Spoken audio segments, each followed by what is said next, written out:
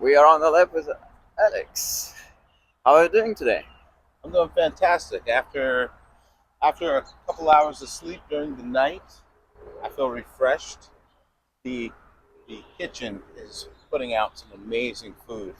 This morning I ate a wonderful breakfast, and I'm just enjoying the sun rising up here in Corona Park, and uh, just appreciating Yeah, I everything think right I now. think I think you were really lucky with the weather. It was rain maybe just once or a few times, very short. Otherwise, no big crowds of people like we had in previous races. But by the way, it's not your first race, right? This is actually my second 10-day race. The first time that I visited the race was in 2018. Uh huh. And that was a very transformative experience that after the race concluded in 2018, I pretty much continued to dream about it, Wow. continued to feel really good about the opportunity of returning.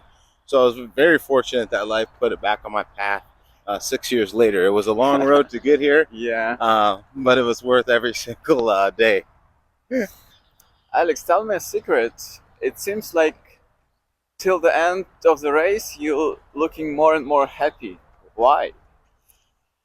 Uh, You're, that's you're a smiling, you see? You're smiling now. uh, uh, there's uh, there's something special about sharing this course with a group of runners uh, that are experiencing something in the inner dimension that really facilitates happiness.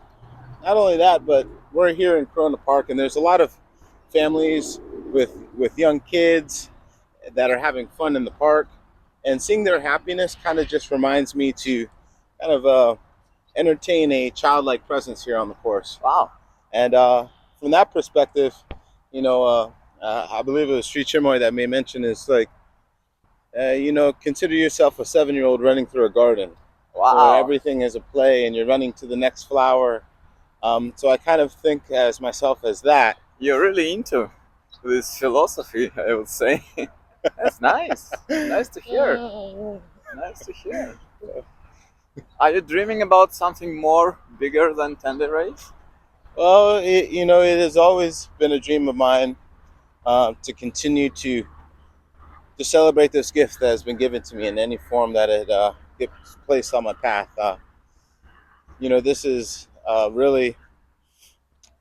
This is a really special opportunity. This 10-day race to kind of explore multiple days of this inner dimension of running. And if life does place on my path an opportunity to run farther, more consecutive days, then please believe that Like 52? I hear what you're hinting at. It'd be a great honor to be considered for that opportunity. I just want to put myself in a position where it makes sense. But yeah, let's just say that's something that definitely excites me, interests me, and just kind of puts a smile on my face too. Yeah, yeah, I can see. I can see. Yeah, that's nice. That's nice. Did you learn something special this time? Yes, pain is an emotion. I know it's kind of a cliche phrase that's kind of thrown around. At least it has anecdotally in my life. But I really did kind of tap into the state where the buildup of the fatigue and the quads and the sore feet. Um, they threaten to distract you away from the present moment. And really, a deeper awareness was able to spot that I was identifying my emotions with that discomfort. And maybe it was Ananda Lahari that kind of made mention that it's just a transformation of the inside to kind of allow running to come through you again. Mm-hmm. And as I kind of waited upon that, I realized, oh, my body's having an Uh experience. huh. It's a very acute experience at times, but to return to happiness uh, makes it much more enjoyable. So how you return to happiness from the pain of the body? I think just tapping into the special place in the heart and really feeling the warm, cozy feeling that's kind of always there. I feel like there has been several shirts where the quote from Sri Chinmoy makes mention that there's indomitable strength Mm-hmm. in the heart's enthusiasm, Mm-hmm. and I really tried to personify that literally, both both when I'm feeling good and when I'm feeling bad. Ananda Lahari also said, it's easy to feel good. It's easy to feel good when you're feeling good, but can you feel good when you're not feeling well? Especially as he's going through some physical discomfort right now. To watch him is a great source of inspiration.